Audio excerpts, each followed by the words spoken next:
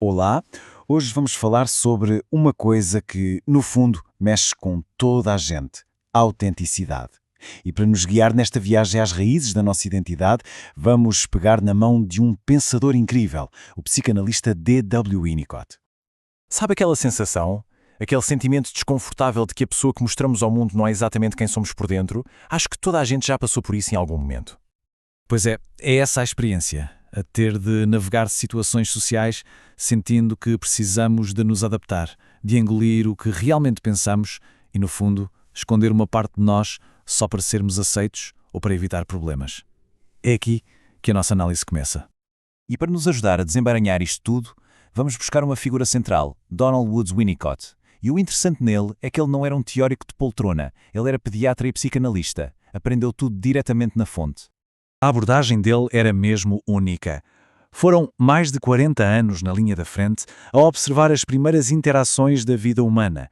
Foi a partir daí, dessas observações reais e não de teorias distantes, que ele desenvolveu uma das suas ideias mais poderosas. E é aqui que a coisa fica mesmo interessante. Vamos mergulhar na ideia central dele, aquela que nos ajuda a perceber a sensação de estarmos a representar. Falo, claro, da distinção entre o self verdadeiro e o self falso. Ok, olhem bem para esta divisão. De um lado temos o self verdadeiro. Ele é a nossa identidade central, é espontâneo, criativo. E o sentimento associado a ele é o de estarmos vivos, reais. A sua origem? Os nossos próprios gestos, desde bebés. Do outro lado, o self falso. Ele é complacente, protetor, pode levar a um sentimento de vazio. E a sua origem não é interna, é uma reação ao que nos rodeia. Mas então, o que é afinal este tal de self verdadeiro? Pensem nele como a nossa fonte de energia, a origem da nossa criatividade e do sentimento de que a vida é real. É a experiência de viver a partir do nosso centro, dos nossos impulsos mais genuínos desde o primeiro dia. E o self falso? Bom, aqui é super importante perceber uma coisa. Para Winnicott, isto não é o vilão da história. Pelo contrário, é um mecanismo de sobrevivência. É uma máscara que construímos para nos proteger, para esconder o nosso núcleo mais vulnerável de um mundo que, por vezes, não o recebe bem. E para que não se pense que isto é só conversa, a ideia tem uma base bem sólida. Vem deste artigo do Winnicott, publicado em 1960. Foi aqui que ele detalhou formalmente como esta distorção do ego se torna uma parte central da experiência de muita gente. Ok, mas como é que a gente chega a este ponto? Como é que esta divisão acontece? Para percebermos isso, temos de fazer uma pequena viagem no tempo, voltar ao nosso primeiro ambiente e ver como ele nos moldou. Então, imaginem o cenário ideal. O bebê tem um impulso, um gesto espontâneo, uma necessidade.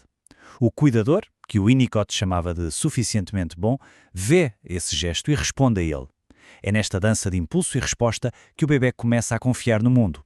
E é assim que o seu self verdadeiro se sente validado, real, conectado. Esta é a pergunta de $1 milhão.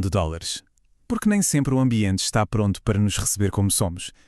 E o que é que acontece quando a resposta não vem? É simples. Se o gesto do bebê não tem resposta, ou se é ignorado, ele aprende que ser espontâneo não vale a pena, ou até pode ser perigoso. Para sobreviver, ele começa a adaptar-se, a fazer o que esperam dele. E é aí, nessa adaptação, nessa submissão, que a semente do self falso é plantada. E olhem só para esta frase do próprio Winnicott, que diz tudo. O self falso não é um inimigo, é um guarda-costas. A sua missão, uma missão vital, é criar um esconderijo seguro para o nosso eu autêntico, protegendo de um ambiente que o poderia esmagar. Muito bem, já fomos à infância. Agora vamos trazer tudo isto para a nossa vida de hoje. Afinal, por que é que esta distinção entre verdadeiro e falso nos interessa tanto agora? E que voltar a ligar-nos a esse nosso eu verdadeiro, bem, é daí que vem a criatividade genuína, a nossa capacidade de ter relações que realmente importam, é o que nos dá um sentido de identidade estável e, no fim de contas, aquela sensação simples de estarmos mesmo vivos. E fiquem com esta ideia, que é talvez a mais importante de todas. O objetivo não é declarar guerra ao nosso self falso. Todos precisamos dele para viver em sociedade, para sermos educados. O perigo real é quando a máscara se cola ao rosto. É quando nos esquecemos do caminho de volta para aquele que a máscara devia estar a proteger. E para terminar, deixo uma pergunta para reflexão.